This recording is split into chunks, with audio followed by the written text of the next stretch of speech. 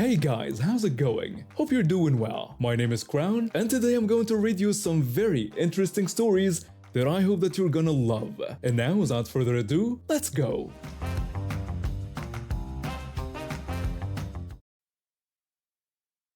Being a mother of two wonderful children has always been my greatest joy. And now with my third on the way, life couldn't be more exciting. My 7-year-old son was born with cerebral palsy, and my 4-year-old daughter is the most energetic little soul you'll ever meet. When I found out I was pregnant again, my husband and I were overjoyed. We've been trying for a while, and it felt like the perfect way to complete our family. New Year's Day started like any other day. My husband was at home preparing for a small family gathering we'd planned for the evening, and I decided to make a quick run to the store. We needed some baby items, and I thought it would be nice to grab some supplies while the stores were relatively quiet. My son was comfortable in his wheelchair, and my daughter was walking beside me, occasionally stopping to look at interesting items on the shelves. I was on the phone with my husband, discussing the baby registry we needed to create. I mentioned to him that we should consider adding that convertible crib we saw last week, the one with the changing table attachment that would save us so much space. That's when an older woman approached me with what seemed like a genuine smile. She politely interrupted to say she had overheard our conversation, expressed her happiness for us, and offered a blessing. I smiled back, thinking it was a sweet gesture. We often received kind words from strangers, especially when they saw how well my son and daughter got along despite his condition. I thanked her and continued my shopping, picking up diapers, wipes, and a few other essentials. When I reached the checkout counter, the cashier and I started chatting about my pregnancy. She was sharing stories about her sister who had recently had twins, when suddenly I felt someone push my son's wheelchair aside. Before I could react, the same older woman from earlier had wedged herself between me and the counter. She quickly apologized while saying she just had to do something. Without warning, she started rubbing my belly. I was stunned. My daughter was half asleep in my arms, and my son had rolled his wheelchair toward the store's arcade machine, fascinated by the flashing lights. I stood there for a moment processing what was happening. Then, maintaining eye contact with her, I reached out and touched her belly in return. The woman scolded me for being disrespectful. She tried to justify her actions by claiming she wasn't touching me, but rather touching my baby. She continued rubbing my stomach, and I could feel my blood beginning to boil. I pushed her hand away and stepped back, warning her that while I could have dealt with her touching me, touching two of my children without consent was something I could report to the police. The woman's face turned red, and she started causing a scene. A store manager quickly approached us and asked if everything was all right. I explained the situation, trying to keep my voice steady despite my anger. The woman kept interrupting me, yelling about how I had touched her and arguing that she was only touching the baby, not me. The manager's expression hardened as he listened to both sides of the story. Security footage would later show the woman pushing my son's wheelchair, which could have been dangerous if the brakes hadn't been engaged. The manager told her that she needed to leave the store immediately, explaining that her actions constituted assault and that they had it all on camera. He warned her that if she ever returned to the store, they would contact the authorities. The woman continued protesting as security escorted her out, but the manager wasn't finished. He turned to me with genuine concern and apologized for the incident happening in their store. He offered to give me the items free of charge and assured me they would file a report to ensure she was banned from all their locations. I was touched by the gesture but felt the cashier deserved recognition for her help during the incident. She had immediately called for the manager when she saw what was happening and had tried to distract my daughter from the commotion. I insisted on giving her the money I would have spent on the items as a thank you. Later that day, I received a call from the store's corporate office. They had reviewed the security footage and wanted to know if I wished to press charges, as the woman had actually injured my son's wheelchair while pushing it aside. The damage was minor but noticeable. I agreed to file a report, and within a week, I learned that the woman had been charged with assault and property damage. She was ordered to pay for repairs to my son's wheelchair and attend mandatory anger management classes. The New Year's Day incident became a story we'd tell at family gatherings, not because of the woman's entitled behavior, but because of how the store staff had shown such kindness and professionalism. My husband jokes that our unborn child was already fighting entitled people before even entering the world. I'm an environmental engineer, and I've spent the last 15 years developing sustainable energy solutions for developing countries. When my mother passed away 2 years ago, she left me her house in an upscale community. I was grateful because the housing market had gone crazy, and this gave me a chance to settle down after years of traveling for work. The house needed some updates, but its large yard was perfect for my pet project, a groundbreaking solar panel system I developed that was 40% more efficient than traditional panels. I'd spent 3 years perfecting this design and it had already been patented. The system needed to be ground-mounted because of its unique tracking mechanism that followed the sun's path. Everything was fine for the first few months until the Homeowners Association board caught wind of my installation. The board president approached me about complaints they'd received regarding the unusual structure in my yard. She claimed it violated their aesthetic guidelines. I tried explaining that these were solar panels helping reduce both my carbon footprint and electricity bills, but she wouldn't hear it. She insisted that according to their policies, solar panels must be roof-mounted and demanded immediate removal.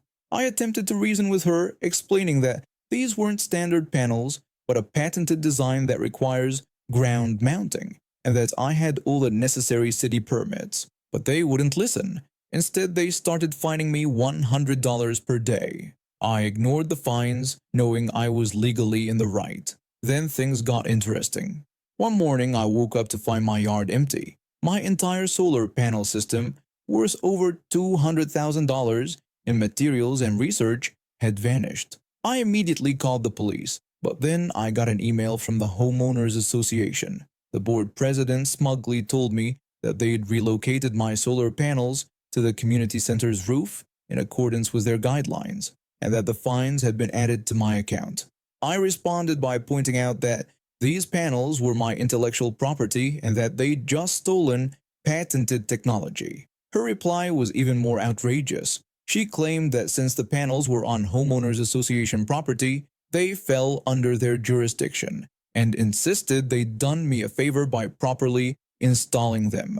What they didn't know was that I'd installed cameras after they started harassing me about the panels. I had clear footage of the board president and 5 other board members orchestrating the removal at 3 a.m.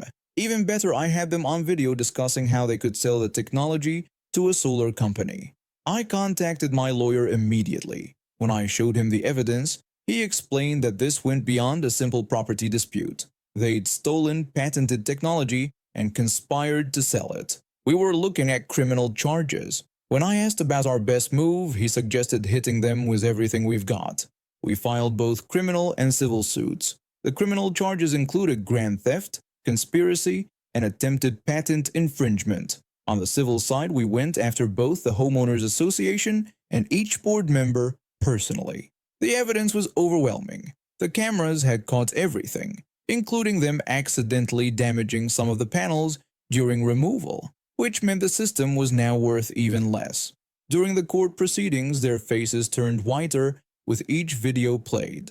The judge was disturbed by their discussion about selling the technology. He declared it one of the most egregious abuses of Homeowners Association power he'd seen, emphasizing that they not only stole property but also planned to profit from patented technology. The judgment was spectacular. They had to pay me $2.5 million in damages, covering both the actual value of the system and punitive damages. The Homeowners Association's insurance wouldn't cover it because the theft was intentional. The board members had to sell their houses to pay me, and 3 of them, including the board president, faced criminal charges.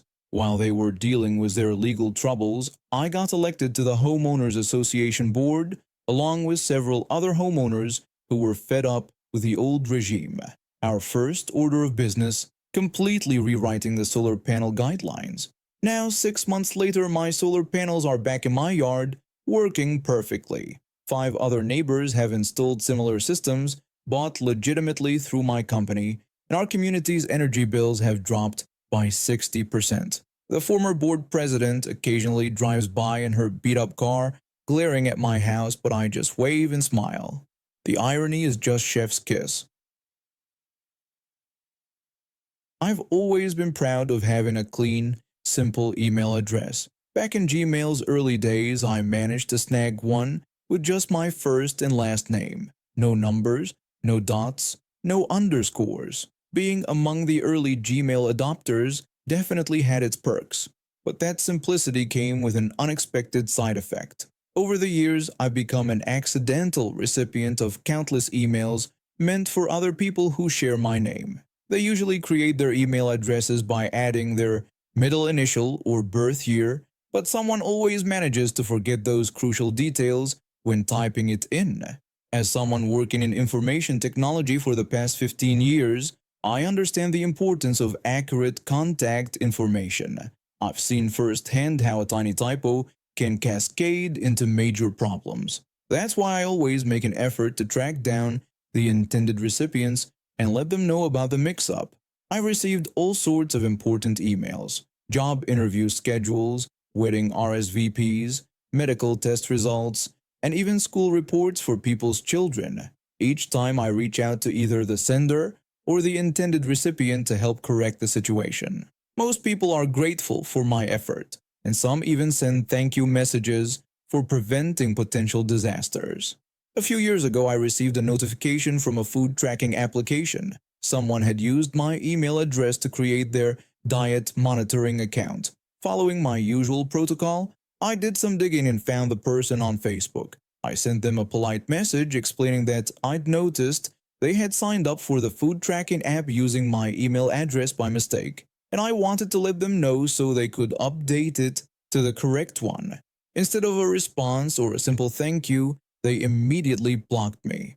I sat there staring at my screen, both annoyed and amused. Here I was, trying to help someone avoid future complications, and they responded with complete disregard. After years of going out of my way to help people fix their email mistakes, this response really got under my skin. That's when I had an idea. Since the account was registered to my email address, I could easily access it. I clicked the forgot password link, and within seconds, I had full control of their account. Interestingly, they could still access it too, probably because they were using the mobile app while I accessed it through the website. Every few weeks, I'd log in and have a little fun. I go back to random dates in their food diary and add some outrageous entries. One day, it would be an entire roasted turkey. Another time, a whole cheesecake. Sometimes I'd get creative and add things like 3 large pizzas with extra cheese or family-sized bucket of fried chicken with all the sides. I always made these additions to past dates, so they'd mess up their progress tracking and calorie calculations in the most subtle way. I kept this up for months, occasionally checking to see if they had finally changed their email address. They never did.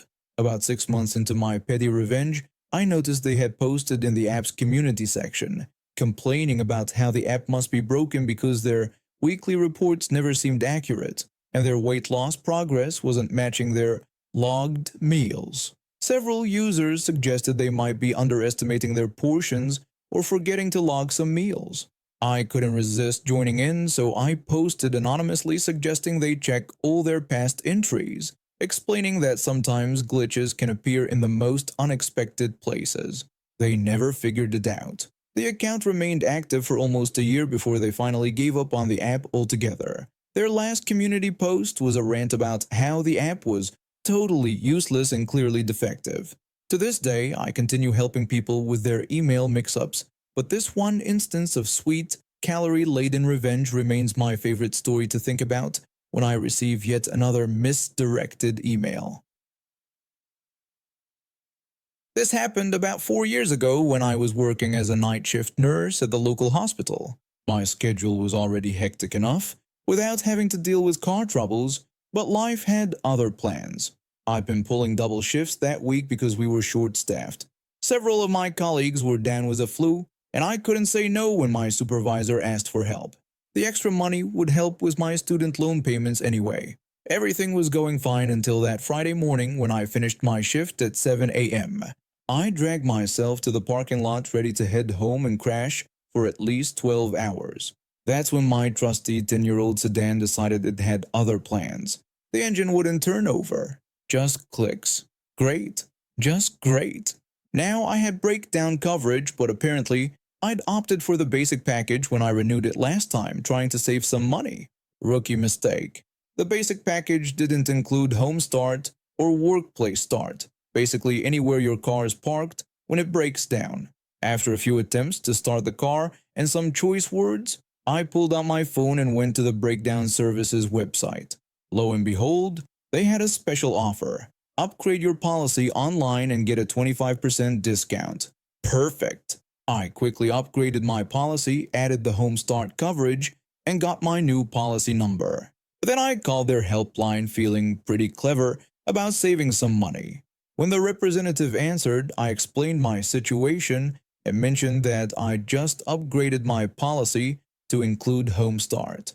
The representative checked my account and told me they could see I'd upgraded my policy just 10 minutes ago. They then told me that the upgrade was invalid for immediate use and that I'd need to pay a surcharge of £150 for same-day service. I was confused and asked how else I was supposed to handle the situation since I didn't have the right coverage and had just added it. The representative simply said I should have called them directly and paid the surcharge, explaining that the online discount price wasn't applicable when already broken down. Getting frustrated, I asked how long I needed to wait between upgrading my policy and using the service. They told me there was a 3-day waiting period before the upgraded coverage would become active. That's when I had my moment. I told them that in that case my car was absolutely fine right now and safely parked in the hospital lot, and that I'd call back in 3 days. The representative started stumbling over their words, trying to explain why I couldn't do that but couldn't come up with any valid reason. They just kept mumbling incoherently and mentioned getting a supervisor involved. I politely declined and told them I'd call back when my coverage was active. I hung up and arranged a ride home with a friend who lived nearby. For the next 3 days, my car sat in its usual spot in the hospital parking lot. I had already switched shifts with a colleague who lived nearby and could give me rides. The hospital had plenty of parking space, and I'd already cleared it with security to leave my car there. Exactly 3 days later, I called the breakdown service again. When the new representative answered, I explained that my car wouldn't start and that I was at the hospital parking lot. They checked my coverage, confirmed I had home start, and asked when the problem began.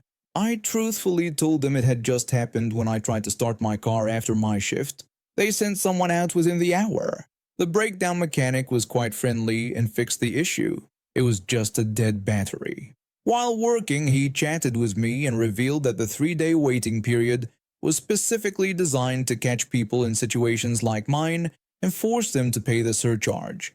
I commented that they probably didn't expect someone to have the flexibility to wait it out, which made him laugh. He then shared that many people get caught by this policy and that the company makes quite a bit from these surcharges. A week later, I wrote a detailed review online about the practice, and it got quite a bit of attention. They started investigating these predatory practices, and last I heard, the company was forced to make their waiting period policy more transparent and reduce their surcharges. The company sent out an email to all customers about their new, improved customer-friendly policies. I kept that email as a trophy. And now we have reached the end of today's stories. Thank you for watching, and see you next time.